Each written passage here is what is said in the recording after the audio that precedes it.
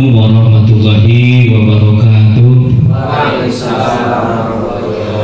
A'udzubillahi minasyaitonirrajim. Bismillahirrahmanirrahim. Alhamdulillahirabbil alamin. Allahumma sholli ala sayyidina Muhammad wa ala ali sayyidina Muhammad. Alhamdulillah, pertama-tama marilah kita panjatkan puji dan syukur kehadirat Allah Subhanahu wa taala, yang mana alhamdulillah hari ini kita masih dapat berkumpul bersama di ruangan ini, tiada lain yaitu dalam rangka diseminasi aksi nyata modul 1.4 pendidikan guru penggerak, yaitu tentang budaya positif. Salawat beserta salam semoga senantiasa tercurah limpah kepada baginda alam, yakni Kangjeng Nabi Muhammad Sallallahu Alaihi Wasallam. Untuk itu, untuk mempersingkat waktu, marilah kita buka kegiatan hari ini dengan mengucapkan basmalah bersama-sama. Bismillahirrahmanirrahim. Baik, untuk selanjutnya yaitu akan dilanjutkan sambutan dari WKS kurikulum perwakilan daripada kepala sekolah SMP Negeri 2 Pasir Kuda. Kepada Ibu saya persilahkan.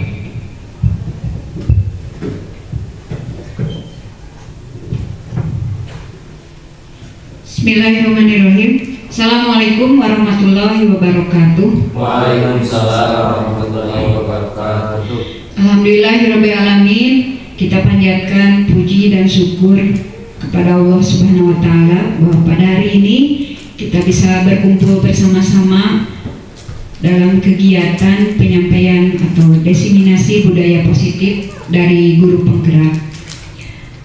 Salawat dan salam senantiasa kita curah limpahkan untuk junjungan kita Nabi besar Nabi Muhammad Sallallahu Alaihi Wasallam. Pada kesempatan ini saya mewakili Bapak Kepala Sekolah yang berhalangan hadir untuk menyampaikan beberapa patah kata ataupun berupa sambutan yang berkaitan dengan kegiatan hari ini. Sebelumnya, kami dari pihak sekolah sangat bersyukur yang luar biasa atas peningkatan sumber daya manusia di sekolah kita, yang memang sudah merupakan salah satu program yang kami canangkan agar setiap guru atau sumber daya manusia yang ada di sekolah SMP Negeri 2 Pasir Kuda ini memperoleh peningkatan atau penambahan wawasan dan ilmu yang nantinya bisa diterapkan di sekolah kita bersama. Sebelumnya kami mengucapkan banyak terima kasih kepada Bu Siti Napisa sebagai guru penggerak pertama di sekolah ini, yang tentu saja menularkan virus positif kepada guru yang lain, sehingga pada kesempatan ini alhamdulillah di angkatan sekarang guru penggeraknya ada 3 orang, ada Pak Depi, ada Pak Jenang Mutakin, ada Pak Irwan. Saya sangat bersyukur dan sangat bangga sekali terhadap pencapaian mereka, karena mungkin salah satu upaya dari mereka untuk memberikan kontribusi kepada sekolah, untuk mewarnai sekolah kami tercinta, itu dibuktikan dengan mengikuti kegiatan guru penggerak. Dalam hal ini nanti mereka akan menyampaikan tentang budaya positif yang sebetulnya di sekolah kita memang sudah terlihat kegiatan-kegiatan yang baik atau yang positif yang dilaksanakan di lingkungan sekolah. Hanya tentu saja masih banyak kekurangan atau perlu peningkatan yang harus senantiasa kita perbaiki. Nah, dengan adanya guru penggerak pertama dari Ibu Siti Napisa, kemudian sekarang ada 3 orang, kami sangat mengharapkan nanti di sekolah kita peningkatan budaya positif di lingkungan guru, siswa, dan satuan pendidikan kita itu meningkat dari kegiatan-kegiatan yang sebelumnya. Jadi bukan berarti di kita tidak pernah ada kegiatan kebaikan atau ya hal-hal positif, bukan berarti tidak ada, hanya kurang variatif ya.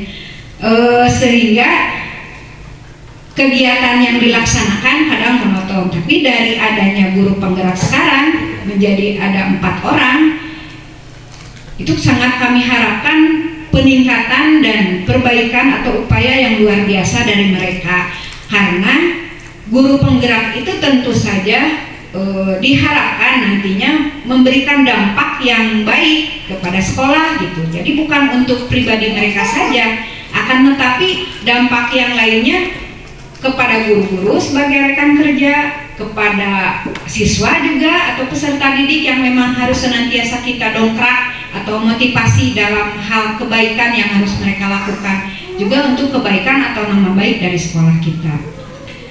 Seperti yang kita ketahui yang namanya budaya positif itu dalam syariat Islam juga ada, dalam Al-Quran disebutkan fastabiqul khairat. Jadi kita harus senantiasa berlomba-lomba untuk melaksanakan kebaikan. Nah, itu juga sebetulnya cerminan dari salah satu ayat dalam Al-Quran. Budaya positif juga hanya mungkin bahasanya gitu ya, lebih baik atau dikemasnya dalam bahasa guru penggerak gitu. Ada budaya positif. Nah, nanti kita akan mendengar penjelasan dari ketiga orang ini tentang apa, bagaimana atau kita meningkatkan budaya positif yang sudah baik ya di sekolah kita supaya lebih meningkat, anak-anak juga lebih termotivasi, kemudian menjadi pembiasaan dan menjadi karakter. Itu adalah salah satu hal yang dicita-citakan oleh kita semua dan juga tentu saja oleh pemerintah, karena apalagi sekarang kan penekanannya itu kepada siswa agar memperoleh karakter yang baik, bukan semata-mata hanya nilai atau angka yang diperoleh, tetapi karakternya dulu yang baik. Karena kalau sudah karakter baik ke bidang apapun pasti akan lebih baik pelaksanaannya. Nah, mudah-mudahan nanti pelaksanaan kegiatan dapat diikuti oleh semua guru dengan ikhlas ya, dengan penuh khusyuk untuk mendengarkan apa yang disampaikan oleh mereka, sehingga kita juga pun termotivasi agar bisa mengikuti hal baik yang akan nanti disampaikan oleh guru-guru. Nah, kemudian juga bagi rekan guru yang lain yang masih belum mengikuti program guru penggerak, mudah-mudahan juga termotivasi. Oh iya, saya juga harus memperbaiki sumber daya saya sebagai seorang pendidik yang akhirnya nanti mengikuti kegiatan guru penggerak itu menjadi dorongan khusus gitu, atau ada penularan hal positif dari guru-guru penggerak juga. Nah, saya yakin juga yang ketiga orang ini juga awalnya ditulari oleh Ibu Siti Nafisah yang sudah lulus dari angkatan yang kemarin. Kemudian sekarang ada 3 orang, mudah-mudahan yang 3 orang ini nanti juga bisa memberikan virus positifnya agar yang lain pun memiliki kemampuan atau termotivasi untuk bisa meningkatkan diri dalam hal mengikuti kegiatan program penggerak, guru penggerak, guna kebaikan diri sendiri, sekolah juga dengan siswa. Pihak sekolah, bapak-bapak sekolah dan semua guru-guru tentu saja sangat mendukung kegiatan program guru penggerak ini, karena memang dampaknya kan bukan untuk pribadi dari masing-masing guru yang bersangkutan gitu, tapi banyak hal sisi lain yang yang baiknya gitu, yang positifnya, walaupun penuh perjuangan ya. Programnya padat, kegiatannya juga padat, waktu yang tersita juga sedemikian rupa, tapi mudah-mudahan pengorbanan dari bapak-bapak yang sudah mengikuti kegiatan program guru penggerak ini, yang tadinya lelah menjadi lilah, dan Allah gantikan dengan yang terbaik, artinya penuh berkah ilmunya. Dan itu memang yang sangat diharapkan ya, karena setiap ilmu yang kita cari, wawasan kita cari, sehingga kita dapat menerima, itu harus memang disebarluaskan agar mendapat pahala kebaikan bagi kita semua. Mungkin hanya itu yang bisa saya sampaikan. Sekali lagi terima kasih kepada Ibu Siti yang sudah mengawali sebagai guru penggerak, juga kepada bapak-bapak dari Pak Depi, Pak Jena, Pak Irwan yang sedang sekarang mengikuti program guru penggerak. Kami dari sekolah sangat bangga atas pencapaian dari peningkatan kualitas sumber daya manusia di sekolah kita. Mudah-mudahan ke depan semakin lebih baik, semakin maju, semakin meningkat dalam hal kegiatan budaya positif. Mungkin hanya itu yang bisa saya sampaikan. Wabillahi taufiq wal hidayah. Assalamualaikum warahmatullahi wabarakatuh. Alhamdulillah, terima kasih kepada Ibu yang telah menyampaikan sambutannya. Berikutnya Ibu Bapak perlu diketahui akan kita lanjutkan yaitu penyampaian diseminasi aksi nyatanya, yaitu berbagi pemahaman, pengalaman penerapan budaya positif, yang mana nanti akan disampaikan oleh 3 CGP. Yang pertama Pak Depi, yang kedua saya Jenal Mutakin, kemudian yang terakhir Bapak Irwan Taufik. Walaupun materi yang disampaikan sama, yaitu modul 1.4 tentang budaya positif, tetapi pasti pengalaman penerapan budaya positifnya akan berbeda. Ya, semoga Bapak Ibu tetap semangat untuk menerima diseminasi yang akan disampaikan oleh para CGP. Baik, untuk sesi selanjutnya yaitu pemaparan materi yang akan disampaikan pertama oleh Bapak Depi. Untuk itu dari saya pribadi terima kasih. Wassalamualaikum warahmatullahi wabarakatuh. Bismillahirrahmanirrahim. Assalamualaikum warahmatullahi wabarakatuh. Waalaikumsalam warahmatullahi wabarakatuh. Alhamdulillahirabbil alamin wassalatu wassalamu ala asrofil anbiya'i wal mursalin wa ala alihi wa sahbihi ajmain. Amma ba'du. Pertama-tama marilah kita panjatkan puja beserta syukur kehadirat Allah Subhanahu wa taala karena atas berkat limpahan rahmat dan hidayahnya pada kesempatan kali ini kita bisa berkumpul bersama dalam kegiatan diseminasi budaya positif atau aksi nyata modul 1.4 menyebarkan pemahaman dan penerapan pengalaman calon guru penggerak angkatan 11. Salawat beserta salam semoga tetap tercurah limpahkan kepada junjungan alam yakni Habibana wa Nabiyana wa Rasulana Kanjeng Nabi Muhammad sallallahu alaihi wasallam. Tidak lupa kepada para keluarganya, tabiin-tabiatnya, dan semoga syafaatnya bisa sampai kepada kita semua selaku umatnya. Amin amin ya Allah ya rabbal alamin. Amin. Pada kesempatan kali ini insya Allah akan banyak yang akan saya sampaikan, bukan tidak akan banyak, tapi akan banyak yang akan saya sampaikan, yaitu tentang budaya positif di aksi nyata modul 1.4 menyebarkan pemahaman dan penerapan pengalaman calon guru penggerak angkatan 11 Kabupaten Cianjur. Sebetulnya untuk diseminasi budaya positif ini semuanya serentak, tidak hanya di kita saja, tapi seluruh calon guru penggerak yang ada di negara kita tercinta Indonesia ini sama melakukan diseminasi budaya positif ke rekan-rekan guru yang ada di sekolahnya masing-masing. Yang pertama, saya ucapkan terima kasih yang sebanyak-banyaknya kepada Bapak Kepala Sekolah, dalam hal ini diwakili oleh Ibu Wakil Kepala Sekolah Ibu Tria Maulani TPSPD, yang sudah memberikan kesempatan kepada saya untuk menyampaikan apa-apa saja yang sudah saya terima dan saya pahami tentang budaya positif di modul 1.4 ini. Tidak lupa saya ucapkan terima kasih banyak juga kepada rekan sejawat, Bapak Ibu guru semuanya, rekan-rekan guru, staf tata usaha yang ada di sekolah ini yang telah bersedia meluangkan waktunya meskipun sekarang di siang hari gitu ya. Tapi saya harap tidak menyurutkan semangat Bapak Ibu semua yang ada di sini untuk mendengarkan apa saja yang saya sampaikan terkait diseminasi budaya positif ini. Baik Bapak Ibu semuanya, sebelum ke materi, kalau saya bilang SMP Negeri 2 Pasir Kuda, jawabnya luar biasa jaya. Ayo atuh Bapak Ibu jangan lesu ya. Siap ya, harus semangat meskipun waktunya siang hari, tapi kesemangatan harus di pagi hari. Coba ya. SMP Negeri 2 Pasir Kuda, luar biasa jaya. Sekali lagi, lebih keras Bapak Ibu. Siap? Siap. Kumaha Bapak Ibu? Well.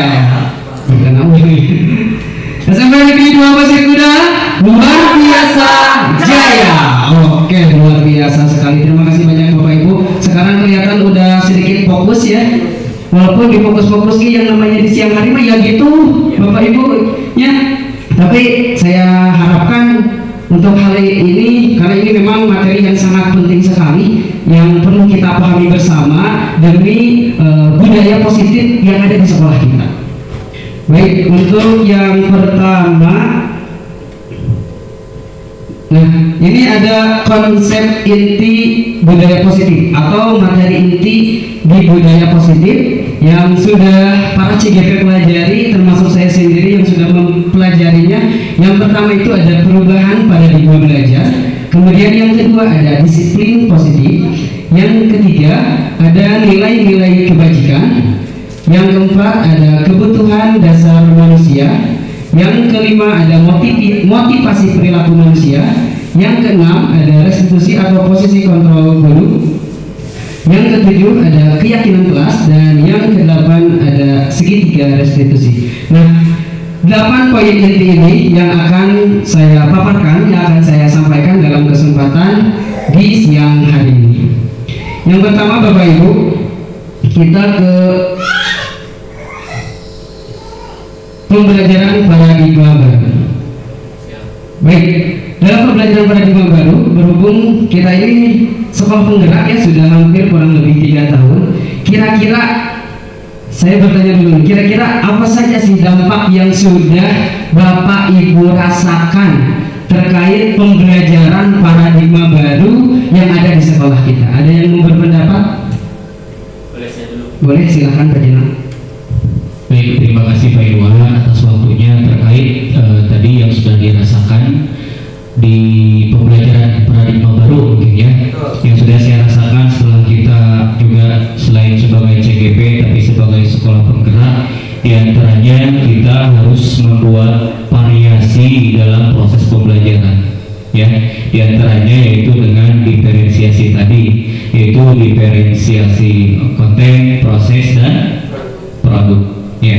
Selain itu juga di paradigma baru ini proses pembelajarannya itu kita mengenal proyek profil pelajar Pancasila. Nah itu luar biasa ya dalam menumbuhkan karakter pada peserta didik, sehingga bagaimana caranya peserta didik itu mencapai 6 dimensi profil pelajar Pancasila. Mungkin itu dari saya, Pak. Luar biasa sekali. Beri tepuk tangan buat Pak Channel Mutakin yang telah menyampaikan gagasannya. Betul sekali apa yang disampaikan oleh Pak Channel barusan, bahwasanya pembelajaran paradigma baru ini kita sudah kenal kurang lebih 3 tahun yang lalu, karena kita merupakan pelaksana sekolah penggerak di angkatan 1. Meskipun yang saya rasakan sendiri materi-materinya itu tidak secara detail gitu ya untuk sekolah penggerak. Kalau di CGP itu materinya sangat detail sekali, sangat rinci, dan kalau memang kita benar-benar mengikutinya dengan baik dan dapat yang paling penting mengimplementasikannya, pasti sekolah tersebut akan menjadi sekolah yang luar biasa.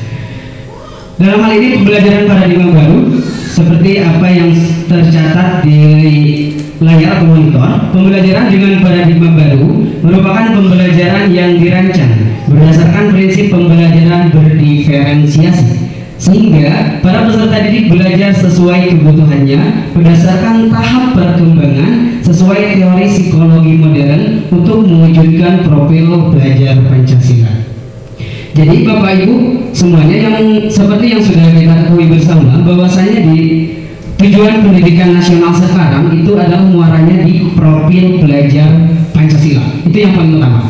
Jadi muara ataupun akhir atau goals tujuan pendidikan nasional yang sekarang itu adalah profil belajar Pancasila yang ada 6 dimensi itu. Apa aja dari 6 dimensi itu? Yang pertama, beriman, bertakwa kepada Tuhan Yang Maha Esa. Kemudian berkebinekaan global, bergotong royong, kreatif, bernalar kritis, dan mandiri. Nah, nama itu bukan hanya kita hafal, tapi bagaimana kita mendalami dimensi-dimensi yang ada dalam profil belajar Pancasila tersebut, yang kemudian kita implementasikan dalam hal ini di sekolah, yang paling penting kepada peserta didik ataupun kepada anak didik kita, kepada murid kita yang ada di sekolah kita.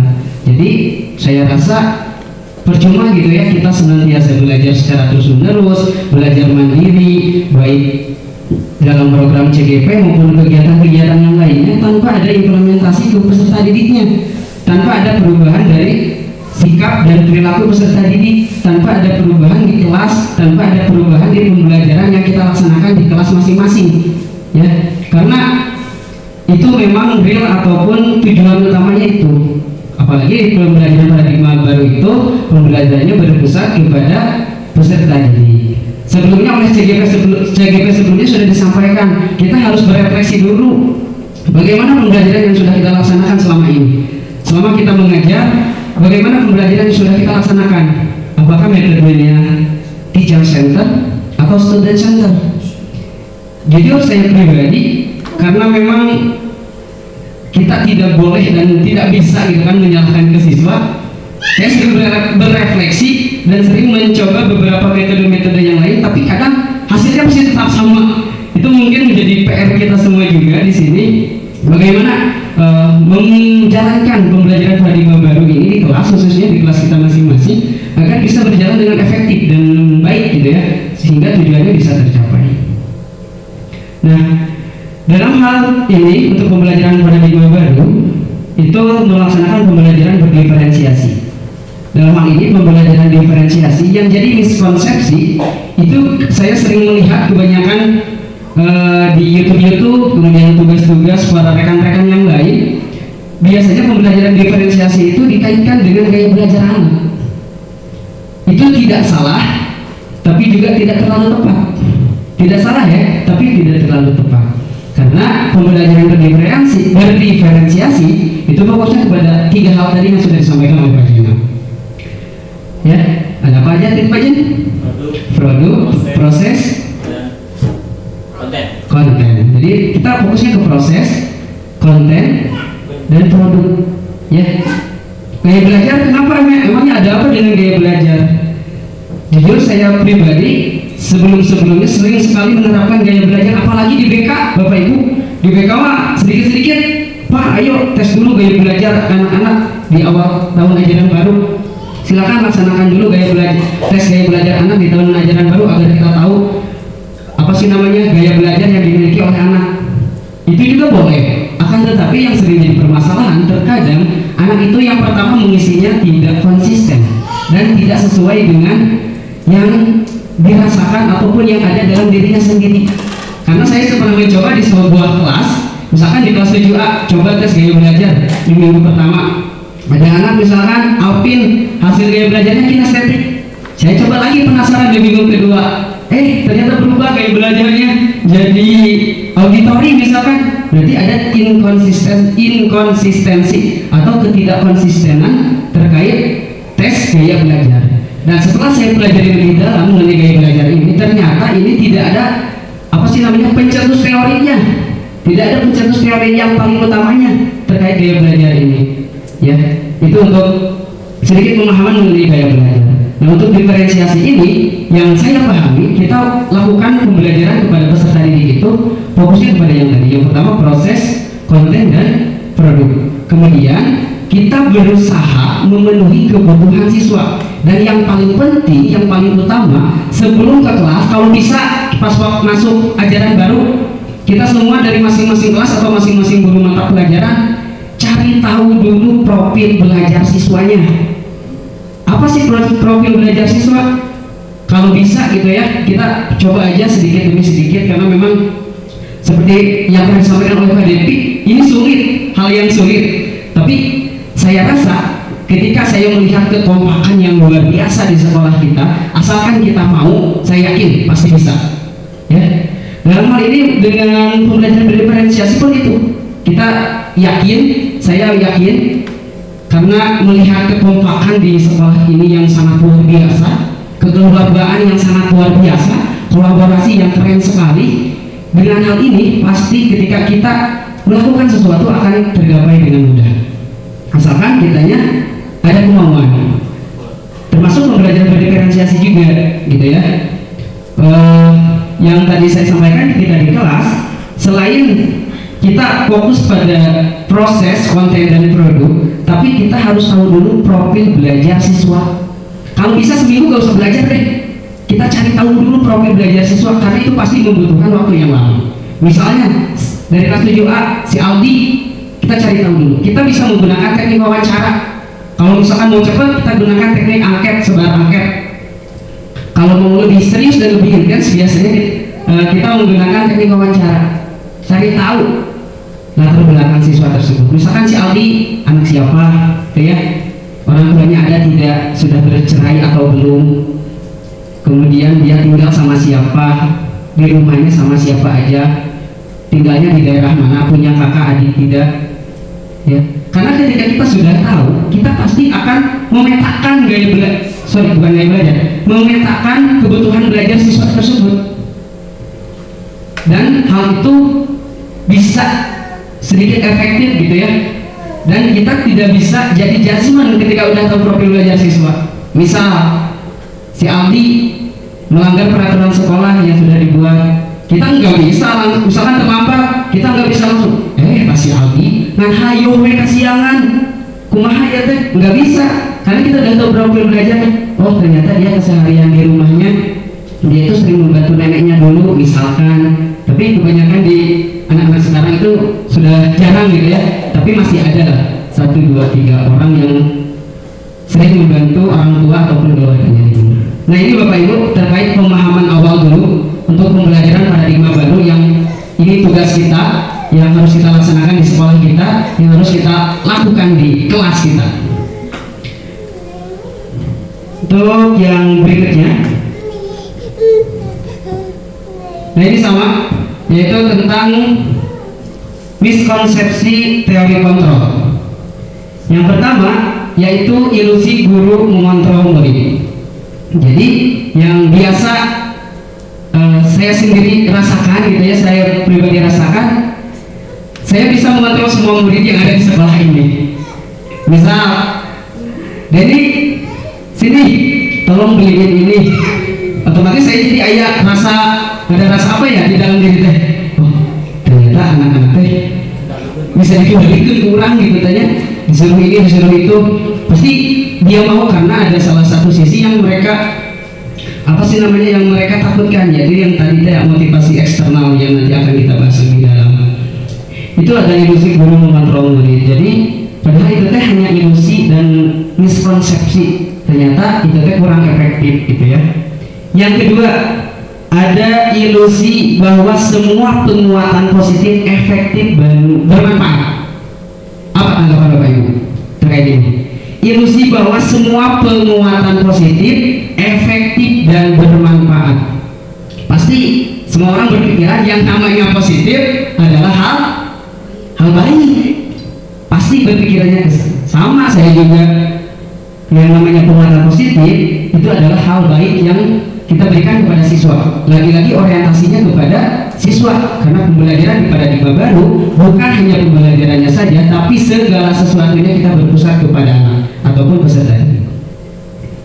Yang ketiga, ada ilusi bahwa kritik dan membuat orang merasa bersalah dapat menguatkan karakter. Misalnya kita kritik siswa, itu teh dapat menguatkan karakter katanya. Itu teh kan ternyata sebenarnya belum efektif. Itu baru ilusi ataupun miskonsepsi yang kurang tepat. Kemudian yang terakhir, ada ilusi bahwa orang dewasa memiliki hak untuk memaksa. Ini hampir sama dengan pernyataan yang pertama tadi, ilusi guru mengontrol murid. Artinya, untuk ilusi bahwa orang dewasa memiliki hak untuk memaksa ini, ya sering sekali saya juga rasakan. Kadang saya sering sekali memaksa ke anak untuk maju ke depan, ataupun misalkan dalam melakukan apapun, saya merasa saya ini orang dewasa gitu ya, saya orang tua yang berhak dan memiliki kekuatan untuk memaksa kepada murid. Tapi ternyata hal tersebut tidaklah baik dan kurang efektif. Jadi ini ada 4 poin untuk miskonsepsi tentang teori kontrol yang akan kita bahas ke depannya. Baik Bapak Ibu semuanya, untuk yang berikutnya ini ada mengubah paradigma stimulus respon ke pendekatan teori kontrol. Jadi pada sebelum adanya teori kontrol, sebetulnya teori kontrol sudah ada. Sebetulnya teori kontrol sudah ada, hanya saja baru di up dan di apa sih namanya? Digembor-gemborkan kata Pak Haji. Betul, baru digembor-gemborkan itu sekarang. Sebetulnya teori kontrol sudah ada dari dulu. Nah, pada awalnya kita itu menggunakan teori atau paradigma stimulus respon. Yang sekarang kita ini bukan dipaksa ya, harus merubah sedikit demi sedikit menuju ke teori kontrol. Kita lihat pernyataan yang ada di depan. Yang pertama untuk stimulus respon, realitas kebutuhan kita sama. Jadi anggapannya menurut stimulus respon itu realitanya kebutuhan kita itu sama. Tapi menurut teori kontrol, realitas kebutuhan kita berbeda. Hal ini berkesinambungan juga terhadap peserta didik kita ataupun kepada anak-anak didik yang ada di sekolah kita. Karena saya yakin kebutuhan dari setiap peserta didik itu pastilah berbeda, tidak ada yang sama. Contoh, si Alma kebutuhannya misalkan kasih sayang, si Bema kebutuhannya kekuasaan, itu pun berbeda-beda dan harus kita penuhi. Tapi bukan hanya tugas kita saja. Ini ada 3 poin yang paling penting, yaitu keluarga, sekolah, dan lingkungan ataupun masyarakat sekitar. Itu harus ada kolaborasi yang baik demi tercipta budaya yang baik juga. Karena yang namanya budaya, sekali lagi yang namanya budaya itu tidak bisa dijalankan oleh satu orang. Harus ada kolaborasi dan kerjasama dari semua stakeholder yang ada di lingkungan tersebut. Barulah yang namanya budaya bisa berjalan dan efektif gitu ya, ataupun bisa berjalan dengan baik. Kemudian yang kedua, dalam stimulus respon semua orang melihat hal yang sama, tapi menurut teori kontrol setiap orang memiliki gambaran berbeda. Ini hampir sama dengan yang pertama. Kemudian yang ketiga, kita mencoba mengubah orang agar berpandangan sama dengan kita. Yang menurut teori kontrol yang ketiga, kita berusaha memahami pandangan orang lain tentang dunia. Tentu ini kalau misalkan kita ke peserta didik, kita mencoba mengubah orang agar berpandangan sama dengan kita. Dalam ini saya sebagai guru BK, saya sering sekali menanyakan permasalahan yang anak alami. Kadang-kadang saya sering bertanya, kenapa kamu melakukan itu? Apa yang harus kamu lakukan untuk memperbaiki kesalahan tersebut? Jujur di hati itu, ayo jawab gitu kan? Jawab kamu teh. Jadi itu teh harapan saya si anak teh pandangan sama yang kurang. Tapi pas keluar ternyata berbeda gitu kan. Tidak sesuai keinginan kita, tidak sesuai harapan kita, anak menjawab teh. Dan itu teh harus kekreatifan kita lagi mengolah kata ataupun gagasan-gagasan yang disampaikan ke anak. Kadang kan orang ketika bertanya ke anak A, jawabannya teh pengen B gitu tapi jadi C. Karena kalau pas jadi C, orang jadi kita teh harus merubah lagi ke konsepnya gitu, alurnya. Tidak sesuai alurnya gitu. Kemudian yang berikutnya untuk stimulus respon, perilaku buruk dilihat sebagai suatu kesalahan. Sementara untuk teori kontrol, semua perilaku memiliki tujuan. Tepat sekali menurut saya. Kalau stimulus respon, hal-hal buruk yang dilakukan kita sebagai guru maupun peserta didik itu adalah kesalahan. Tapi semua perilaku menurut teori kontrol, semua perilaku memiliki tujuan. Pasti kalau misalkan ada anak yang melakukan kesalahan yang memiliki tujuan, misalkan ada anak yang memecahkan kaca jendela ataupun ada anak yang memukul temannya, pasti ada alasan tertentu ketika mereka melakukan hal tersebut. Siapa tahu kan yang sering kali kita temui, oh ternyata anak yang dipukul itu yang pertama kali, betul kan? Anak yang pertama kali cek sendana ngawalnya gitu rekan-rekan. Tapi si teman ini mah dia nggak berkata-kata, langsung main pukul aja. Itu kan berupa perilaku yang pastinya memiliki tujuan tertentu. Berikutnya stimulus respon, orang lain bisa mengontrol saya, tapi menurut teori kontrol hanya Anda yang bisa mengontrol diri Anda. Jadi betul sekali, hanya diri kita yang bisa mengontrol diri kita sendiri, gitu ya. Contohnya, ketika saya mengerjakan tugas-tugas CGP sama. Kadang kalau deadline-nya lama, nanti saja, santai masih lama.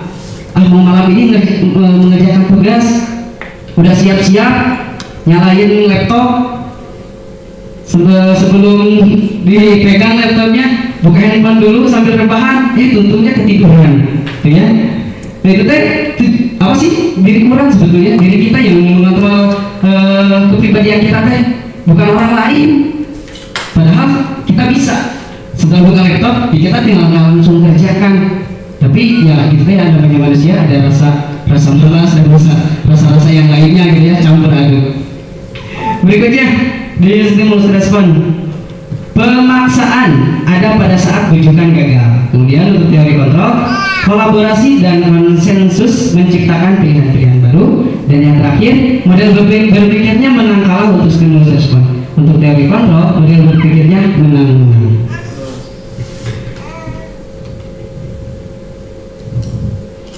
Baik, poin berikutnya Bapak Ibu, ini ada disiplin positif.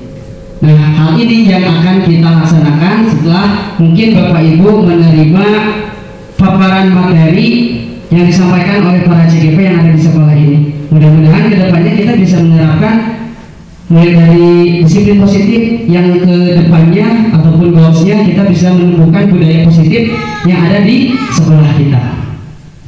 Sebelum ke sana kita harus tahu dulu pengertian disiplin itu seperti apa. Disiplin berasal dari kata disiplina yang artinya belajar. Disiplin mengacu pada disiplin diri yang memiliki tanggung jawab terhadap apa yang dilakukannya berdasarkan nilai-nilai yang diyakininya. Jadi proses pendisiplinan diri kepada dalam hal ini kepada peserta didik itu adalah proses belajar juga. Bukan pembelajaran itu bukan hanya di kelas saja belajar membaca, belajar menghitung, tidak. Tapi apa sih disiplin juga dalam hal ini disiplin positif itu juga termasuk pembelajaran untuk peserta didik maupun kita sebagai pendidik di sekolah ini. Kemudian untuk pengertian disiplin positif yaitu merupakan salah satu cara penerapan disiplin yang bertujuan untuk menumbuhkan kesadaran serta memberdayakan peserta didik tanpa imbalan penghargaan atau reward, ancaman atau hukuman. Ini yang perlu digarisbawahi Bapak Ibu. Disiplin positif ini merupakan salah satu cara penerapan disiplin. Ya, jadi disiplin positif ini dimunculkannya kan di tahun-tahun sekarang ya. Tahun-tahun sebelumnya saya pribadi belum pernah mendengar istilah disiplin positif gitu ya. Baru setelah adanya sekolah penggerak dan calon guru penggerak atau CGP ini ternyata luar biasa sekali ada istilah yang dinamakan dengan disiplin positif.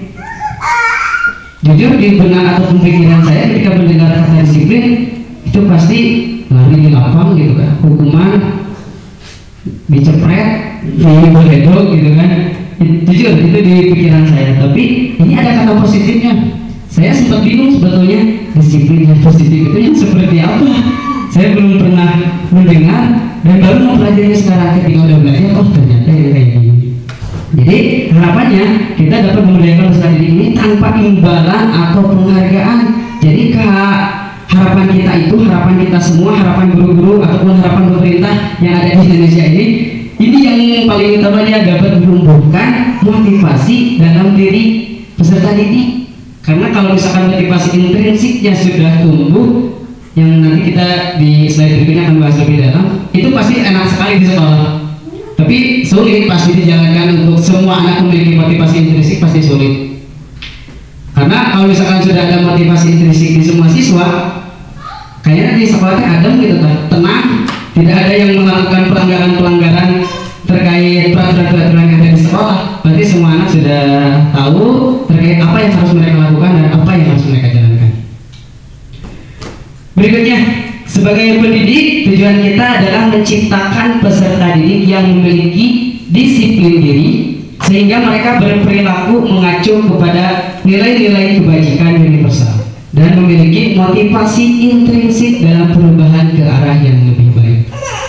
Sesuai yang sudah saya sampaikan barusan, jadi tujuan kita yaitu menciptakan peserta didik yang disiplin dirinya berperilaku mengacu ke nilai-nilai kebajikan yang nantinya akan kita buat. Ya, nilai kebajikan ini nanti di slide berikutnya akan kita bahas lebih dalam. Ini harus kita buat di sekolah kita, mulai dari kelas terlebih dahulu. Nanti harus ada keyakinan kelas, nilai-nilai kebajikannya itu apa. Setelah itu baru kita ke tingkat sekolah atau ke instansi pendidikan, keyakinan sekolahnya apa, nilai-nilai kebajikannya apa. Itu juga harus ada. Karena harapannya juga dari setiap peserta didik itu memiliki motivasi intrinsik dalam perubahan ke arah yang lebih baik. Pasti Bapak Ibu semuanya, peserta didik ketika sudah memiliki motivasi intrinsik pasti akan ke arah yang lebih baik, termasuk sekolahnya juga bakalan jadi sekolah yang luar biasa. Berikutnya Bapak Ibu, nah ini ada nilai-nilai kebajikan, nilai-nilai kebajikan atau nilai-nilai kebaikan, ya. Nilai-nilai kebajikan ini adalah nilai yang disepakati bersama, terlepas dari suku bangsa, agama, bahasa maupun latar belakangnya. Jadi kita nggak terfokus ke suku bangsa, agama, bahasa maupun latar belakang untuk nilai-nilai kebajikan ini, tapi sifatnya universal atau menyeluruh dan bersifat secara umum. Nah, ini sudah saya paparkan, ada 3 organisasi atau institusi yang telah memberikan contoh nilai kebajikannya. Sebetulnya ada 6 atau 7 kalau tidak salah yang memberikan contoh nilai-nilai kebajikan yang dituangkan, tapi dalam hal ini saya hanya mengambil 3 institusi atau organisasi saja yang akan diperlihatkan. Yang pertama, dari profil pelajar Pancasila yang sudah kita ketahui ada 6 dimensi.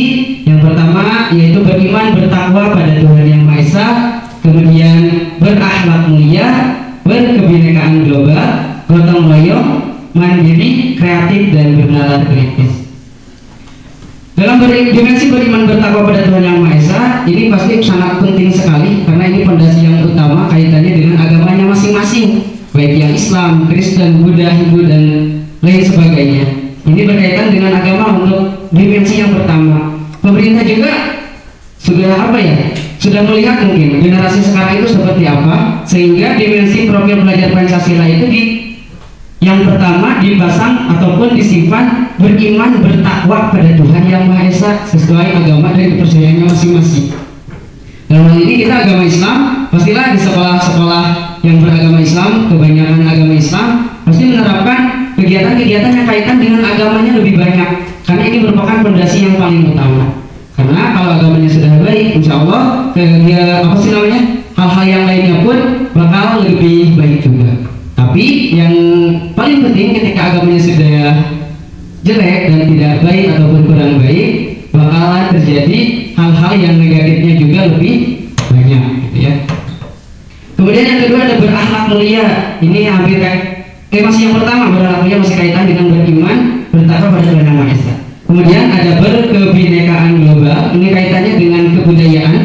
Kita tidak bisa menolak kebudayaan dari luar. Kita tidak bisa menolak kebudayaan bangsa asing, tapi kita cari kebudayaan dari luar ataupun dari bangsa asing yang baiknya, yang bisa kita terapkan di kita sesuai dengan nilai-nilai yang ada di kita, nilai-nilai kebajikan yang ada di daerah kita masing-masing, ya. Jadi nggak bisa kebudayaan ataupun hal-hal yang dari luar kita langsung plok-ketiplok gitu ya, dipasang langsung di orang, nggak bisa, karena pasti ada bakalan bertentangan dengan norma-norma dan aturan yang berlaku di daerah kita. Tapi kita filter, saring yang baik-baiknya aja. Yang mana sih hal yang luar biasa dari kebudayaan bangsa asing yang bisa kita laksanakan di daerah kita, yang bisa kita laksanakan di sekolah kita. Itu tujuan dari dimensi berkebinekaan global.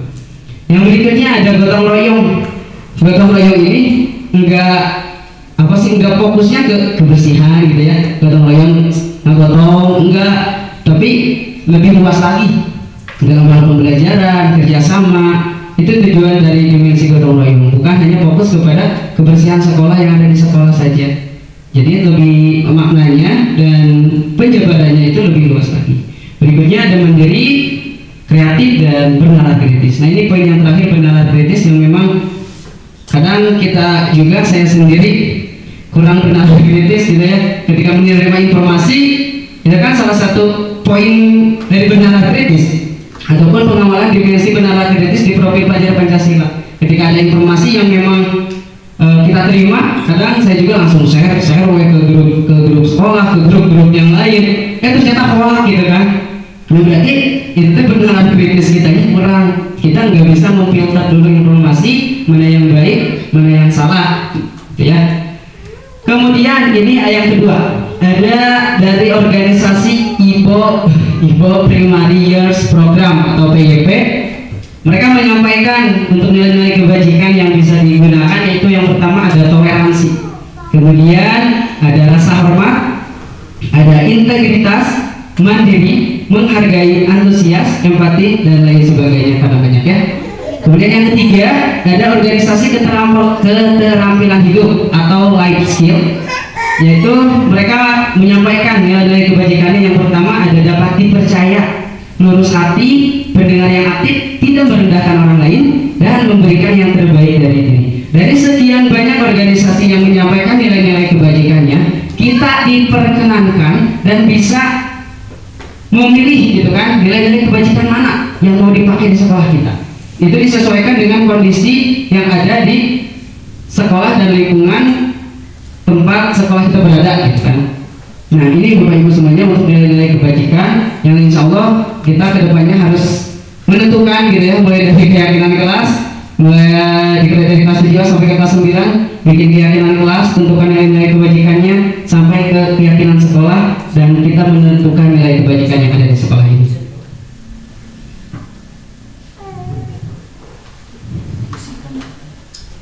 Baik Bapak Ibu semuanya, poin yang berikutnya yaitu kebutuhan dasar manusia. Sebagai manusia pastinya kita memiliki kebutuhan-kebutuhan yang harus kita gapai, kebutuhan-kebutuhan yang harus kita penuhi, kebutuhan-kebutuhan yang harus kita raih. Kita lihat pengertian dari kebutuhan dasar manusia di sini. Kebutuhan dasar manusia adalah segala sesuatu yang kita lakukan untuk mendapatkan apa yang kita inginkan. Seluruh tindakan yang kita lakukan memiliki tujuan tertentu, dan semua usaha terbaik yang kita lakukan adalah dalam rangka agar kebutuhan dasar kita terpenuhi dengan baik. Betul sekali. Jadi segala sesuatu yang kita lakukan ini untuk mendapatkan apa yang kita inginkan. Kita bekerja pasti memiliki tujuan. Kita sepak bola pasti memiliki tujuannya. Pernikahan betul kan? Ketika pernikahan melakukan sepak bola ada tujuannya. Apa pernikahan tujuannya? Ingin menang dan mencetak gol, betul. Itu hal sederhana sebetulnya ya dalam segi sepak bola. Nah dalam hal ini pasti tujuannya lebih luas dan lebih bermakna lagi dalam hal kebutuhan dasar manusia.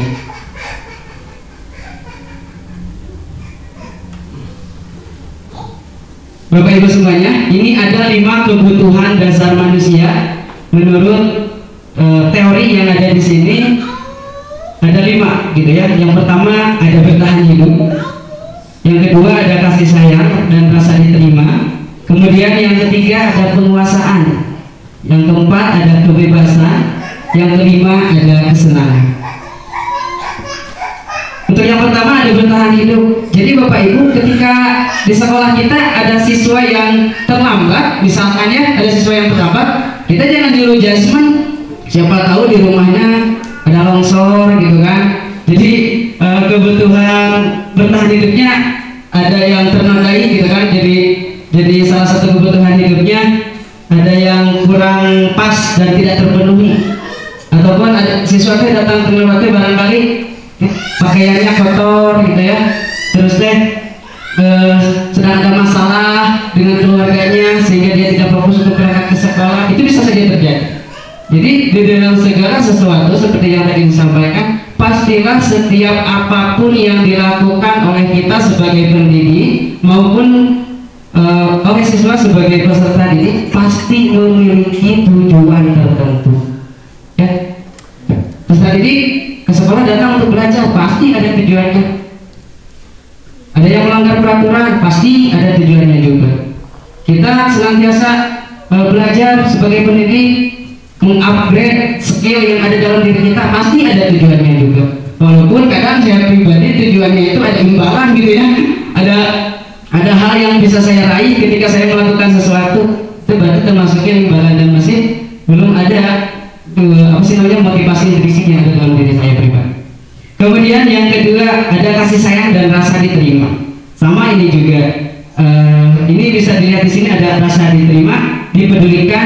berbagi kerjasama, menjadi bagian dalam kelompok. Jujur saya sering sekali ada di beberapa kelas gitu kan, melihat ada salah satu anak ataupun peserta didik yang dikucilkan oleh rekan-rekannya. Kadang-kadang ada di sebuah kelas. Nah itu teh sebetulnya membuat si peserta didik itu merasa tidak nyaman ketika berada di kelas tersebut. Contoh dalam poin menjadi bagian dalam kelompok. Kadang ada saja kalau bahasa anak-anak sekarang apa sih namanya teh? Circle, ya, circle-circlean ya. Ih kita mah gak masuk kelompok sama si A, gak satu circle sih. Beda circle aja gitu kan. Sehingga kadang ada satu siswa yang tidak diterima di kelompok manapun. Itu masih ada di sekolah kita dan sebetulnya harus kita perbaiki. Pasti ini tugas kita, tugas orang tuanya dan tugas semuanya gitu ya, untuk menumbuhkan budaya positif di sekolah.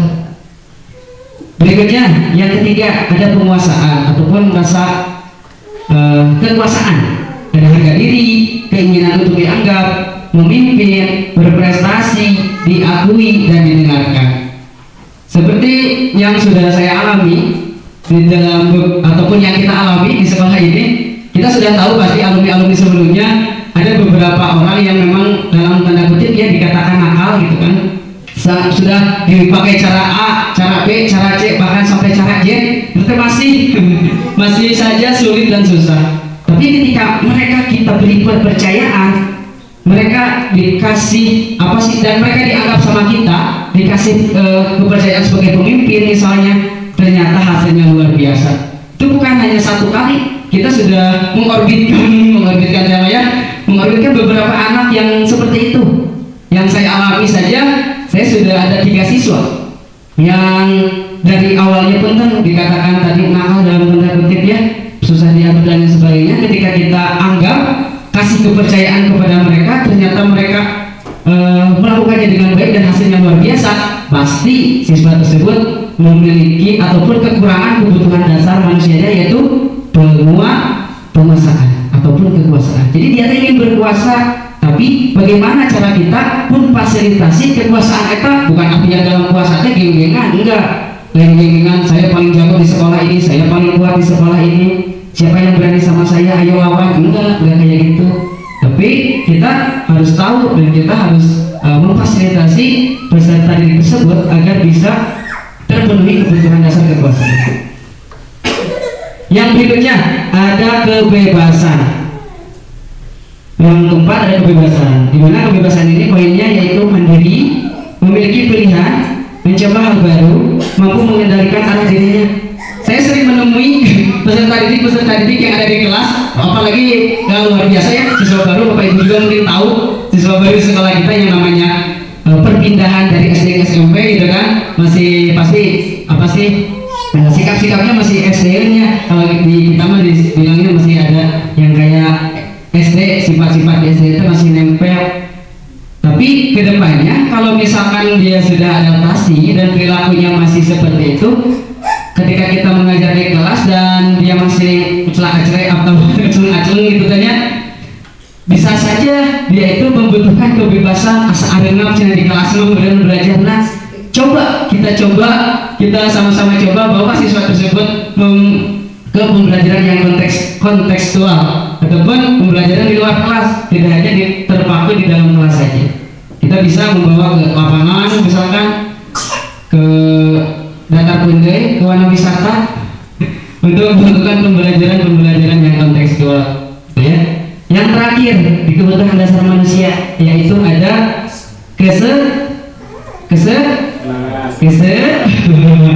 kesenangan ya Bapak Ibu. Yang terakhir ada kesenangan, dimana poin dari kesenangan ini ada bermain, humor, antusiasme, tertawa dan lain sebagainya. Pastilah yang namanya kesenangan, apalagi anak-anak di tingkatan SMP atau sekolah menengah pertama, masih membutuhkan kesenangan yang sedikit levelnya agak tinggi. Beda pemikirannya sama yang tingkatan SMA, apalagi yang tingkatan SD berbeda sekali. Kalau tingkatan SD itu hampir 50-50 sebetulnya untuk level bermainnya. Nah, tingkatan SMP kira-kira paling 70-30. Level bermainnya masih ada sebetulnya tingkatan SMP. Kalau ke tingkatan SMA mulai remaja akhir, pastilah pemikirannya sudah luar biasa dan ideal gitu ya. Baik Bapak Ibu, mengenai 5 kebutuhan dasar manusia ini bisa dipahami ya. Ada 5 poin yang paling utama, yaitu ada bertahan hidup, kasih sayang dan rasa diterima, kemudian penguasaan, kebebasan, dan kesenangan. Kita next ke slide berikutnya.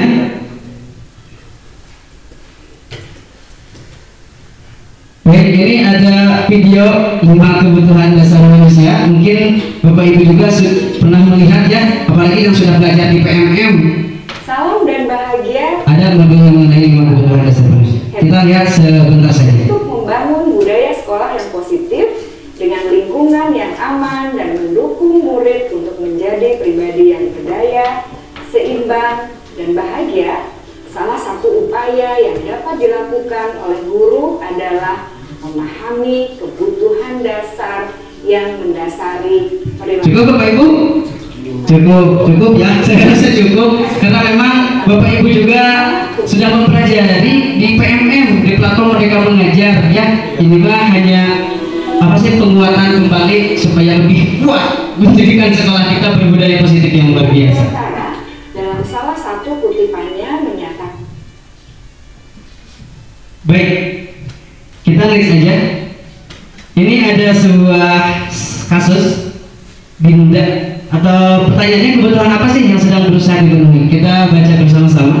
Dinda, seorang anak kelas 3 SD, begitu tiba di rumah, sepulang dari sekolah dia menangis dan mengadu pada ibunya bahwa dia benci pada Ibu Rani, gurunya.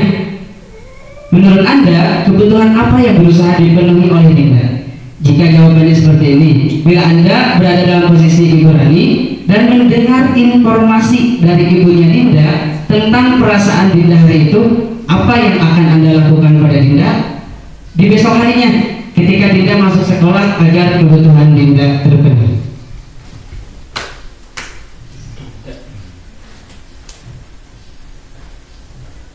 Baik Bapak Ibu semuanya, ternyata di sini sudah ada jawabannya. Jawaban dari Dinda seperti di pernyataan yang pertama, poin pertama, ibu guru bilang, aku tidak boleh bersenandung sewaktu mengerjakan tugas. Katanya kelas harus tenang, tidak ada suara, kan enggak seru jadinya. Pasti kebutuhan apa yang diperlukan oleh Dinda?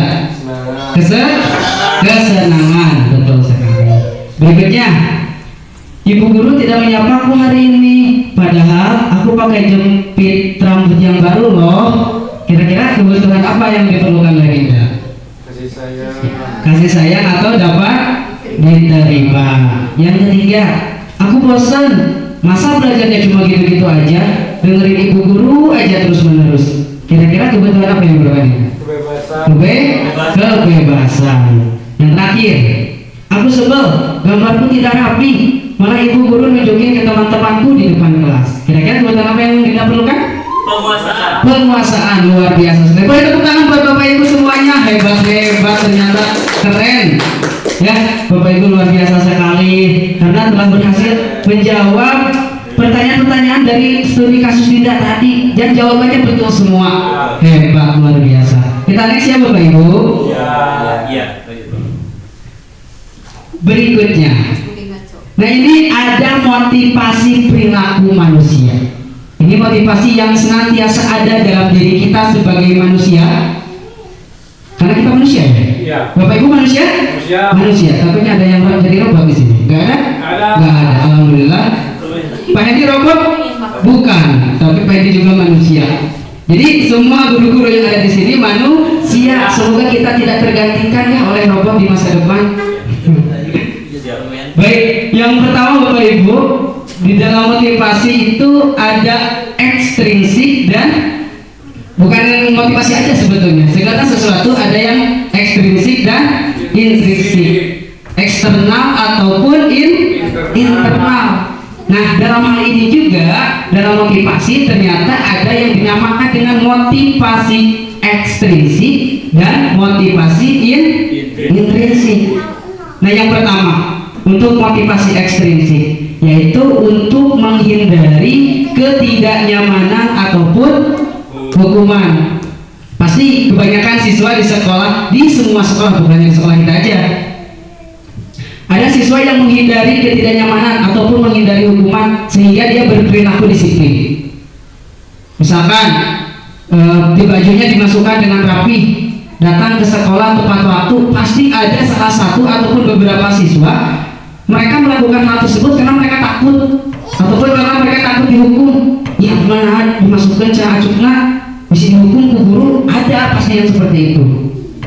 Kemudian yang kedua, masih motivasi ekstrinsik atau datangnya dari luar untuk mendapatkan imbalan atau penghargaan dari orang lain. Cek si Denny misalkan saya mau rapih biar ibu teriak dipuji terus menerus, misalkan pasti ada. Ada pasti. Ya, bukan hanya 1-2 siswa, banyak saya yakin yang memiliki motivasi ekstrinsik untuk mendapatkan imbalan atau penghargaan dari orang lain. Termasuk dalam pembelajaran juga, ketika pembelajaran di kelas, misalkan ada anak yang bertanya ataupun yang menyampaikan pendapatnya, nanti dikasih reward, misalkan dikasih permen, uang ataupun yang lain sebagainya, pasti akan fokus mereka dan mengikuti pembelajarannya dengan baik. Tapi biasanya sifatnya sementara, jangka pendek, gitu ya, tidak lama untuk motivasi ekstrinsik atau dari luar. Jadi kalau bisa kita harus menghindari motivasi ekstrinsik ini. Yang pertama, menghindari ketidaknyamanan atau hukuman. Yang kedua, untuk mendapatkan imbalan atau penghargaan. Dan kita harus sedikit demi sedikit memulai dan menumbuhkan motivasi intrinsik anak. Dalam hal ini yaitu untuk menjadi orang yang mereka inginkan dan menghargai diri sendiri dengan nilai-nilai yang mereka percaya. Karena ketika sudah tumbuh motivasi intrinsik anak, mereka sudah meyakini nilai-nilai yang ada dalam dirinya, pasti bakal luar biasa sekali di sekolah. Pelanggaran-pelanggaran yang dilakukan oleh peserta didik atau anak bakalan berkurang. Kita sebagai pendidik juga bakalan nyaman ketika berada di sekolah, ketika motivasi intrinsiknya sudah muncul. Betul Bapak Ibu? Betul, pasti cita-cita semua pendidik ingin menumbuhkan motivasi intrinsik, tapi ini pasti tidak mudah dan cukup sulit untuk dijalankan. Makanya kita butuh kolaborasi, kita butuh kerjasama yang baik. Kita jangan saling jasman, jangan begitu wae, misalkan menikudu ini, menikudu itu. Nah itu kan nggak boleh. Itu kan bisa meruntuhkan mental yang sedang bersemangat untuk menumbuhkan suatu kebaikan. Itu kita harus kerjasama, gitu ya, di dalam sebuah instansi pendidikan. Jadi Bapak Ibu, motivasi apa yang harus kita tumbuhkan? Intrinsik. Berikutnya Bapak Ibu, nah ini ada perbedaan hukuman, konsekuensi, dan restitusi. Untuk hukuman yang pertama, tidak terencana atau tiba-tiba. Pasti ada hukuman mah. Datang ke kelas kita yang terlambat, kamu kenapa terlambat? Kenapa? Ugana siang, bla bla bla. Udah, kamu jangan masuk kelas. Lari saja di lapang 2 putaran. Itu secara tiba-tiba ataupun secara mendadak, intinya instan, langsung gitu kan. Kemudian yang kedua, murid tidak tahu apa yang akan terjadi atau tidak dilibatkan. Jelas, terkadang anak karek calangap orang sih tutup deh, karek langsung ditutup deh, calangap ditutup deh. Jadi gak ada kesempatan buat anak berbicara, langsung aja kita hukum. Kemudian bersifat satu arah, pasti karena itu seringnya kita sambil nunjuk-nunjuk. Misalkan saya pribadi pernah ke anak sambil nunjuk-nunjuk karena memang kondisi badan dan sisi emosional tidak stabil. Saya pernah menghukum anak gitu kan, sambil nunjuk-nunjuk marah-marah ke anak kayak gitu. Kemudian berbentuk hukuman fisik maupun psikis. Kalau fisik, Bapak Ibu juga sudah tahu, misalkan dilempar, kemudian disuruh lari di lapangan. Kalau psikis dengan kata-kata, maksudnya bisa masuk ke bullying verbal ataupun perkataan yang bisa merusak mental dan psikis anak. Kemudian untuk konsekuensi, yang pertama, terencana atau disepakati sesuai peraturan. Untuk konsekuensi ini harus dirumuskan dan dibuat bersama-sama oleh pihak sekolah bersama siswa secara bersama-sama. Mereka harus tahu ketika melakukan pelanggaran, misalkan tidak memakai atribut dengan lengkap, kira-kira konsekuensinya apa.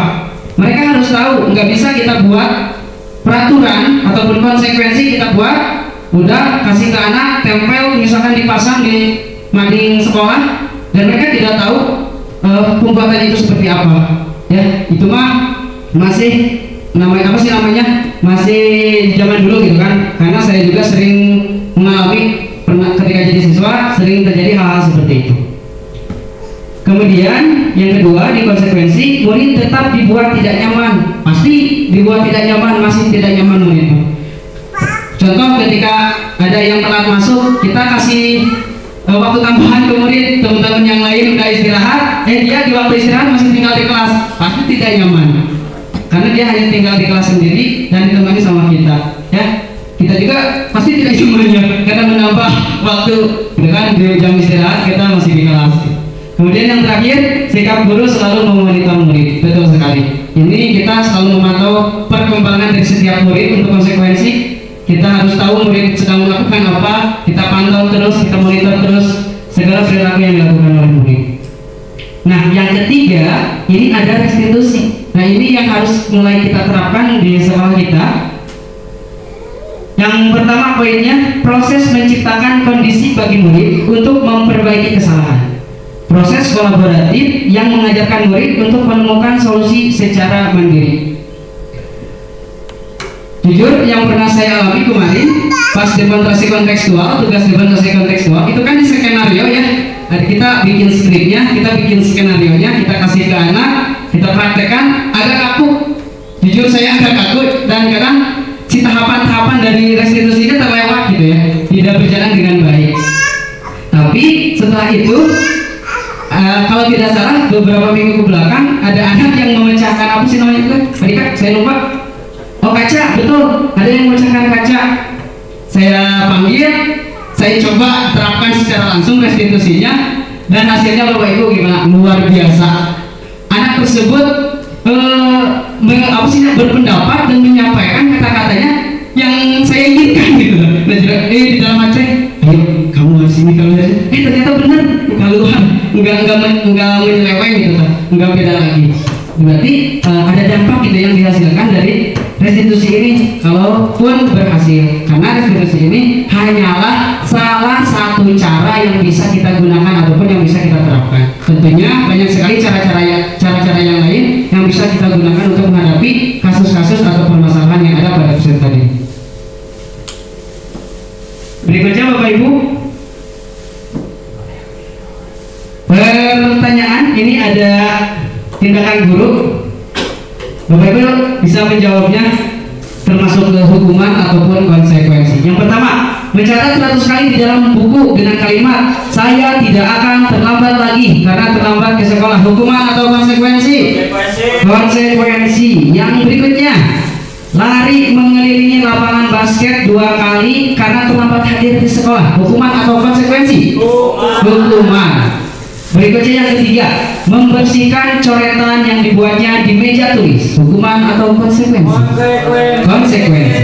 Berikutnya yang keempat, menggantikan kertas tugas teman yang telah dicoret-coret. Hukuman atau konsekuensi?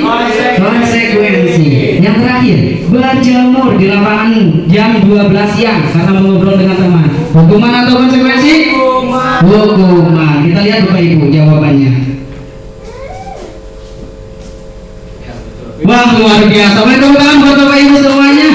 Lagi-lagi Bapak Ibu sudah hebat-hebat, keren-keren. Memang guru-guru SMP Negeri 12 Rungkut ini luar biasa sekali.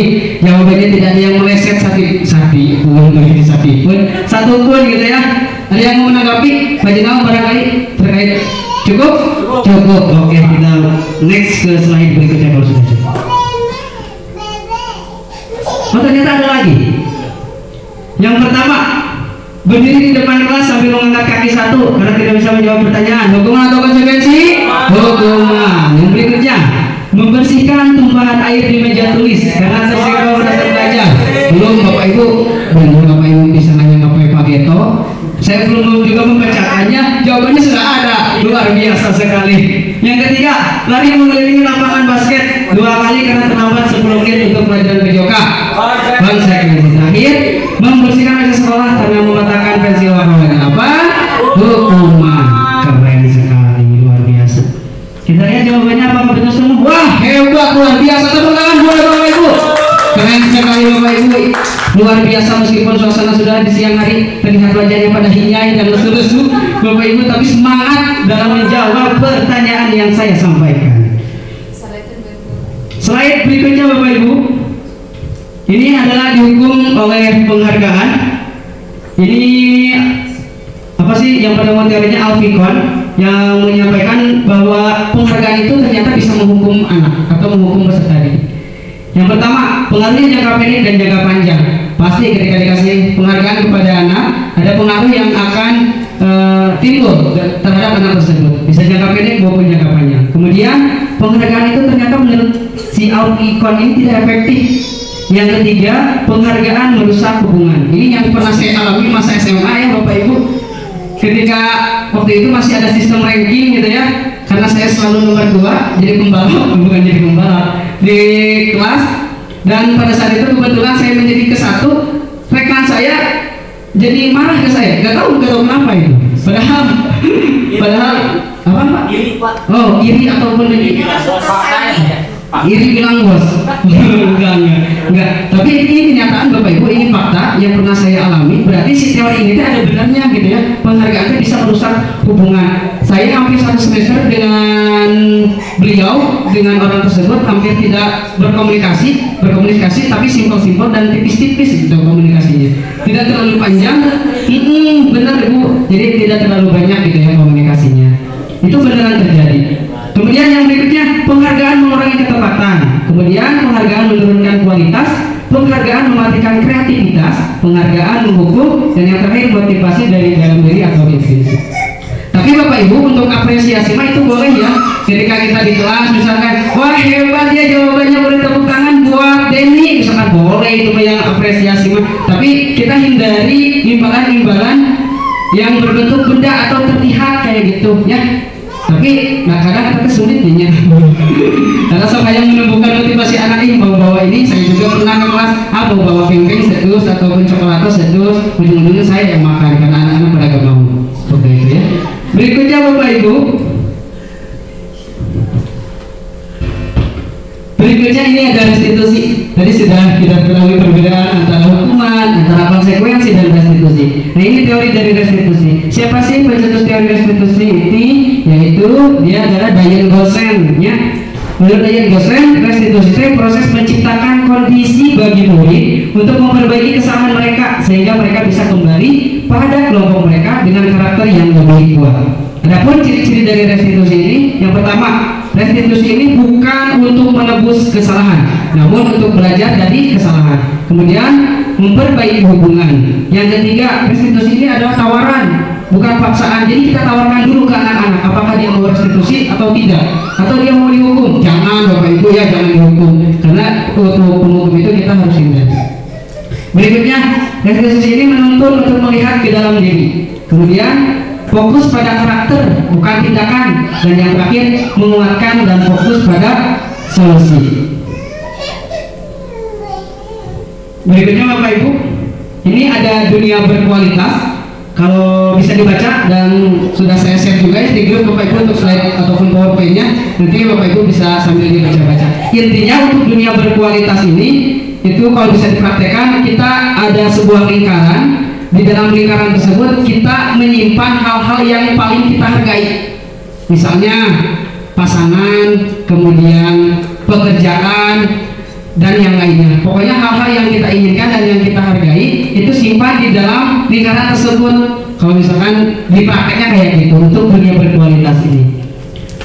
Barangkali dari CGP sebelumnya juga sudah disampaikan mengenai penjelasan dunia berkualitas ini sudah luar biasa sekali gitu ya, dan kita tinggal next aja ke slide berikutnya.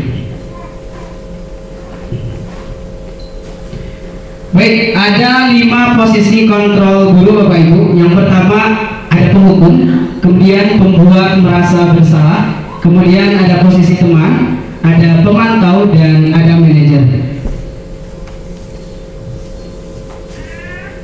Kita next Bapak Ibu. Lagi-lagi video ini muncul 5 posisi kontrol guru. Mungkin Bapak Ibu juga sudah tahu ya, sudah melihat baik di pemaparan CGP sebelumnya maupun di platform mereka mengajar. Kita next aja. Restitusi, salah satu produk. Nah, ini ada contoh kasus ataupun contoh penerapan 5 posisi kontrol guru. Dalam kasusnya yaitu siswa tidak memakai atribut lengkap saat upacara bendera. Kalau si posisi penghukum, pastilah dia mengatakan hal seperti ini. Silakan kamu hormat pada bendera selama 1 jam. Nadanya tinggi sambil menunjuk-nunjuk, dan hukumannya pun tidak ada keterkaitan dengan apa yang dilanggar oleh peserta ini. Kemudian untuk si pembuat merasa bersalah,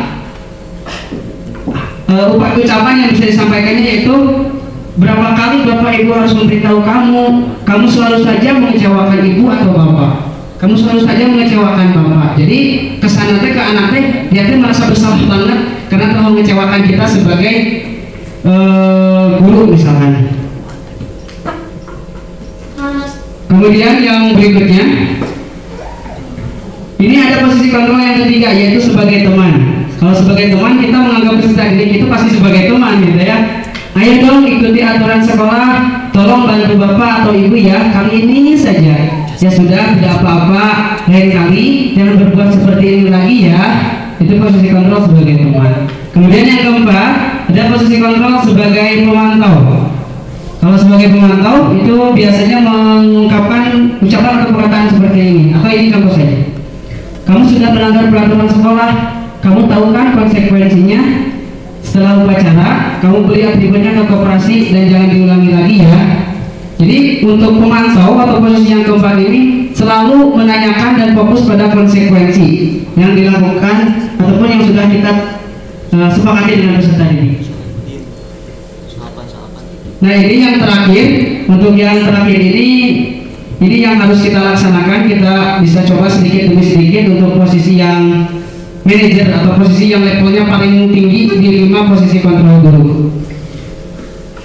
Ucapan yang bisa biasa ataupun contoh yang bisa disampaikan oleh posisi kontrol manajer adalah, apakah kamu tahu kesalahanmu? Kenapa bisa tidak lengkap atributnya? Kira-kira bagaimana kamu memperbaiki kesalahan ini?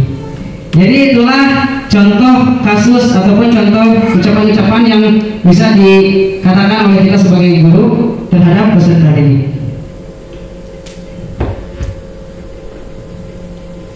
Berikutnya kita tebak-tebakan Bapak Ibu untuk posisi kontrol apakah aku.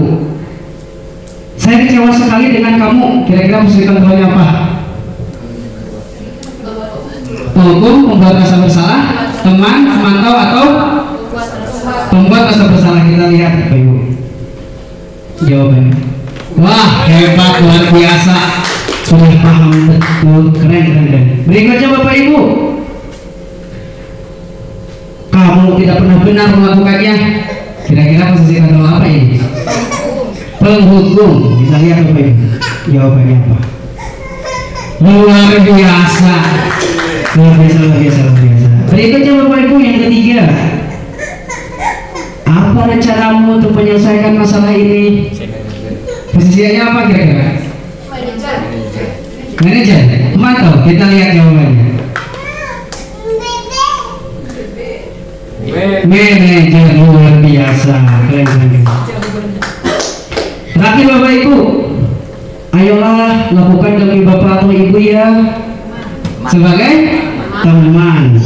Pokoknya yang lakukan demi bapak atau ibu itu pasti teman. Luar biasa sekali. Jadi Bapak Ibu semuanya, untuk 5 posisi kontrol ini kita harus bisa menjadikan posisi manajer yang harus bisa kita mulai untuk menangani kasus-kasus yang dialami oleh peserta didik. Ini salah satu contoh saja.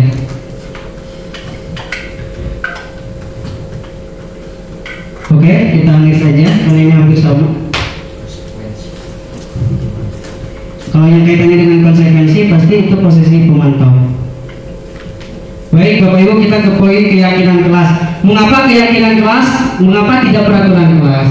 Ya, karena keyakinan kelas mah disepakati bersama. Untuk peraturan kelas biasanya hanya satu pihak atau pihak sekolah yang membuatnya, kemudian di-share dan disebarluaskan ke anak-anak. Jadi anak-anak tidak tahu peraturan kelas atau peraturan sekolah dibuatnya seperti apa, mereka tidak dilibatkan lah intinya. Sehingga pasti kadang ada anak yang suka bilang, kenapa ada peraturan kalau nggak kita langgar ya? Sering kan anak-anak yang sering bilang gitu. Tapi kalau dengan adanya keyakinan kelas ini yang disepakati secara bersama, mudah-mudahan bisa menjadi lebih baik. Berikutnya, ini untuk pembentukan keyakinan kelas. Yang pertama bersifat abstrak gitu ya. Kemudian yang kedua berupa pernyataan universal atau umum, menyeluruh, jadi tidak terlalu rinci. Jadi pernyataannya berupa pernyataan yang secara umum. Kemudian dibuat dalam pernyataan positif, kalimat-kalimatnya positif, nggak boleh yang negatif. Jangan ada kata jangan ada kata jangan ya. Jangan buang sampah di sini, jadi buanglah sampah pada tempatnya. Kemudian sedikit saja agar mudah diingat. Betul, ini kalau pas loka kaya itu maksimal keyakinan kelasnya harus 7, paling banyak itu 7, nggak boleh lebih dari 7 karena biar mudah diingat ya. Berikutnya, sesuai dengan kondisi kelas dan sekolah agar mudah diterapkan. Pasti harus sesuai dengan kondisi kelas kita dan sekolah kita. Yang terakhir, semua warga kelas atau sekolah dilibatkan dalam pembuatan keyakinan kelas atau sekolah ini. Jadi semua peserta didik dilibatkan, pengen ayah diantarkan gitu ya. Jangan ada yang dibiarkan, semuanya harus dilibatkan, termasuk dalam pembentukan keyakinan sekolah. Berarti semua stakeholder harus dilibatkan, termasuk komite sekolah. Berikutnya, nah ini prosedur pembentukan keyakinan kelasnya. Nanti Bapak Ibu, kalau kita di tingkatan SMP itu harus dibuatnya paling sama wali kelas, karena kalau sama guru mata pelajaran ini sedikit sulit ya. Karena di SMP mah berbeda-beda, beda sama guru SD yang fokus hanya satu kelas, pasti bisa membuat keyakinan kelasnya dengan baik. Nanti untuk semua wali kelas bisa mulai menerapkan di kelasnya masing-masing. Kalaupun yang sudah diterapkan pasti udah hafal dan sudah tahu ya, luar biasa sekali.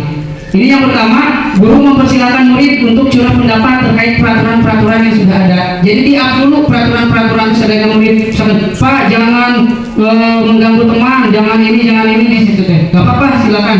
Kita ke langkah yang kedua setelah itu mencatat semua masukan dari murid, bisa menggunakan papan tulis maupun post-it atau sticky note gitu ya. Kemudian yang ketiga, mengelompokkan dan merubah kalimat negatif menjadi kalimat positif. Yang berikutnya, meninjau kembali peraturan menjadi keyakinan oleh semua warga kelas. Yang berikutnya, menentukan nilai kebajikan yang ingin dituju. Jadi sudah ada keyakinannya, kita tentukan nilai kebajikan apa yang ingin dituju oleh keyakinan kelas kita. Dan yang terakhir, keyakinan kelas ditempel di dinding setelah dirapikan dan direvisi. Dan jangan lupa ditandatangani oleh semua warga kelas kalau bisa. Kalau tidak bisa, paling sama ketua kelas dan wali kelas aja.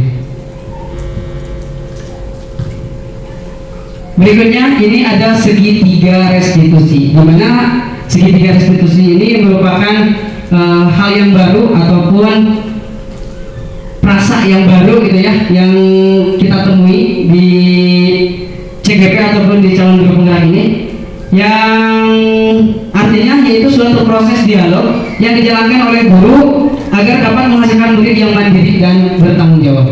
Tepat sekali, ketika kita melakukan restitusi, pada akhirnya setelah saya mencoba dengan satu orang siswa, ternyata dia tahu dia harus mandiri, dia harus bertanggung jawab, dia harus melakukan apa, meskipun pada pelaksanaannya saya tidak meneruskan restitusi atau segitiga restitusi ini.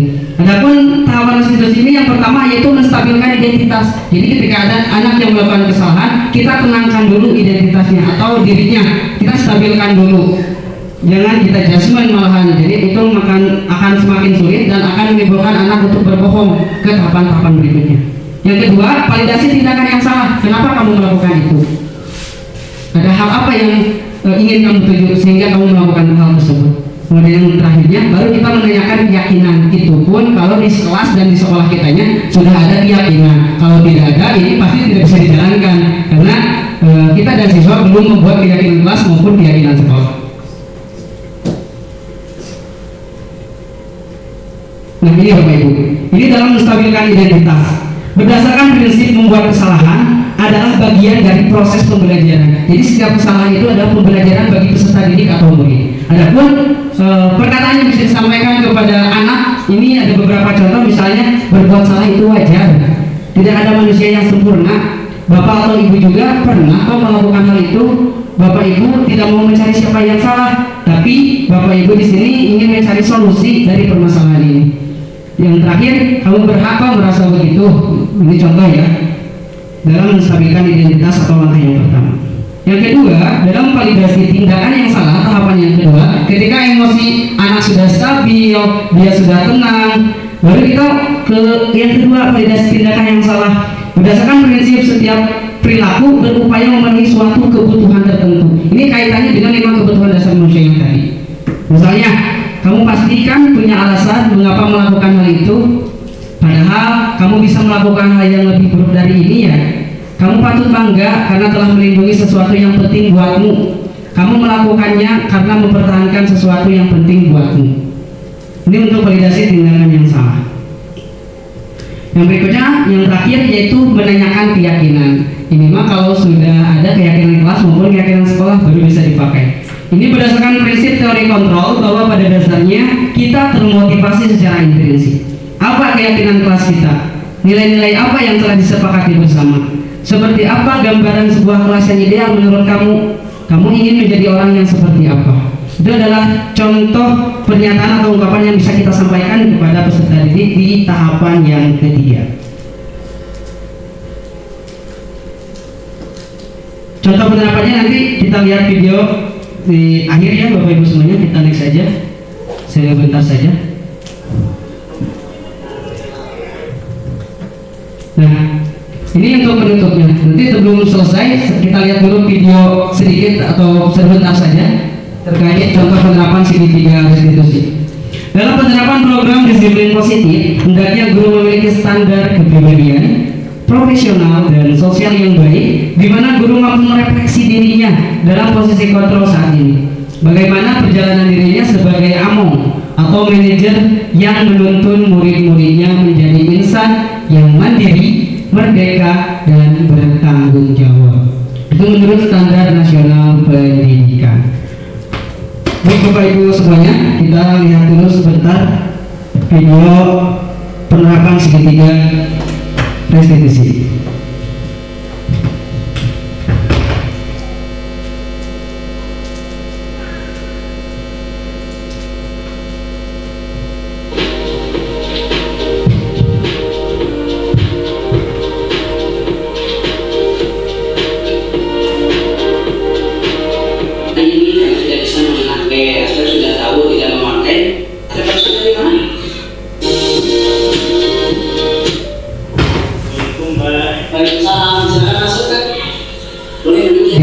Yang di bawahnya ya Bapak Ibu, karena itu tidak sesuai dengan yang diucapkan. Alhamdulillah. Ada masuk dari mana? Udah dari kantin, Pak. Dari kantin waktu istirahat berarti ya? Iya. Sekarang masih istirahat, belum masuk lagi? Belum, Pak. Belum, berarti sekarang masih istirahat. Baik, terima kasih banyak atas kesediaannya di sini. Mohon maaf sekali Bapak telah mengganggu waktu istirahatnya Pak Atem ya. Atem karena jadi dipanggil ke sini. Atem tahu kan kenapa Atem bisa dipanggil ke sini? Ya Pak, saya tidak memakai seragam sesuai jadwal. Oke, Aspek sudah tahu tidak memakai seragam sesuai jadwal. Itu merupakan kesalahan berarti ya, ataupun kekurangan Aspek. Karena di hari ini karena tidak bisa menggunakan pakaian sesuai jadwal. Oke, baik. Kenapa Aspek bisa tidak menggunakan seragam sesuai jadwal hari ini? Ya, saya tidak melihat yang sudah dijadwalkan di grup sekolah, Pak. Oke, jadi akan tidak melihat jadwal atau informasi yang sudah Bapak sampaikan di grup WA ya. Baik, akan tidak apa-apa ya, karena kita sifatnya manusiawi itu tidak luput dari kesalahan. Bapak juga sering kok melakukan kesalahan, termasuk Bapak juga saat sekolah hampir sama kayak Atet. Bapak juga sering sering sekali tidak menggunakan seragam sesuai jadwal, sehingga sering juga Bapak ditegur sama Bapak yang gurunya ada di sekolah. Ini tidak apa-apa, karena sekali lagi membuat kesalahan adalah hal yang biasa harus kita sebagai manusia. Baik, kenapa sih Atet bisa tidak menggunakan seragam sesuai jadwal. Selain tadi yang sudah Aktif sampaikan, misalnya tidak melihat dari WhatsApp group yang sudah Bapak informasikan. Kira-kira keyakinan apa sih yang sudah Aktif melihat? Tentang kedisiplinan, Pak. Tentang kedisiplinan. Berikutnya, keyakinan apa sih kira-kira yang ingin Aktif perbaiki dari keyakinan kelas yang sudah kita buat? Saya akan meningkatkan kedisiplinan saya dan akan mempersiapkannya dari malam tadi, Pak. Baik, Aktif sudah bersedia untuk mempersiapkannya lebih awal gitu ya, sebelum berangkat ke sekolah.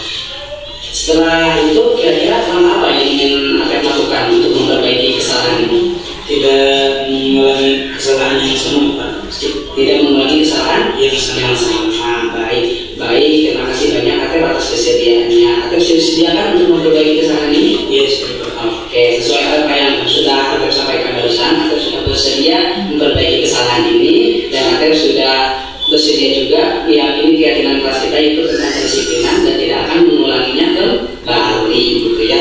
Nah, setelah ini Aktif kan sudah bersedia juga, Aktif juga sudah bersedia untuk memperbaiki kesalahannya. Jadi kalau begitu, Pak ucapkan terima kasih banyak kepada Aktif atas kesediaannya, dan Aktif tidak akan mengulanginya kembali ya. Terima kasih banyak Aktif atas waktunya. Mohon maaf sekali telah Bapak sebenarnya mengganggu waktu istirahatnya. Sekarang Aktif masuk kembali ke kelasnya ya. Terima kasih banyak. Waalaikumsalam warahmatullahi wabarakatuh. Ini ada tanggapan siswa praktik segitiga restitusinya Bapak Ibu dari satu orang. Saya Hasan Sadili dari kelas 9B.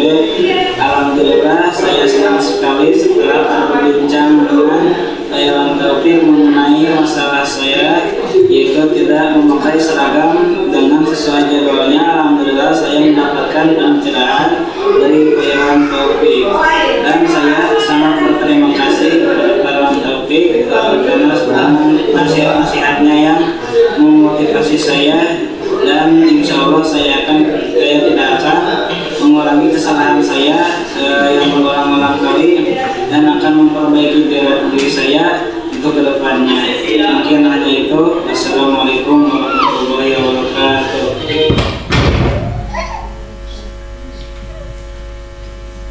Ya Bapak, itulah salah satu contoh penerapan segitiga restitusi yang bisa saya tampilkan atau yang bisa saya perlihatkan dari tugas demonstrasi kontekstual. Dengan penayangan video tersebut berakhir pula kegiatan yang sudah saya lakukan dan yang sudah saya paparkan. Sebelumnya saya minta satu orang untuk merefleksikan kegiatan ataupun pemaparan yang sudah saya sampaikan, barangkali dari siapa saja. Yang penting saya ingin dengar refleksi terkait kegiatan hari ini. Silakan Bapak Ibu, siapa ya? Kajina, boleh? Ya. Baik, terima kasih atas waktunya Pak Iwan. Luar biasa hari ini kita mendapatkan ilmu yang banyak dan pemahaman baru ya yang harus kita terapkan di sekolah. Sedikit saja dari saya, ternyata memang tugas kita di sekolah itu adalah sebagai penuntun peserta didik untuk senantiasa menerapkan disiplin positif, sehingga disiplin positif ini menjadi kebudayaan positif bagi sekolah. Dan kita sebagai guru hendaknya idealnya sebagai manajer dan dapat melakukan atau memecahkan masalah itu dengan menggunakan segitiga restitusi seperti yang telah dijelaskan. Terima kasih. Baik, tepuk tangan buat Pak Jalal Mutakin. Terima kasih banyak Pak Jalal atas refleksi terkait kegiatan yang hari ini kita laksanakan, yaitu diseminasi budaya positif. Dengan disampaikannya refleksi oleh Pak Jalal barusan, berakhir pula terkait hal-hal yang sudah saya sampaikan. Saya mohon maaf atas segala kesalahan dan kekurangan. Saya akhiri. Wassalamualaikum warahmatullahi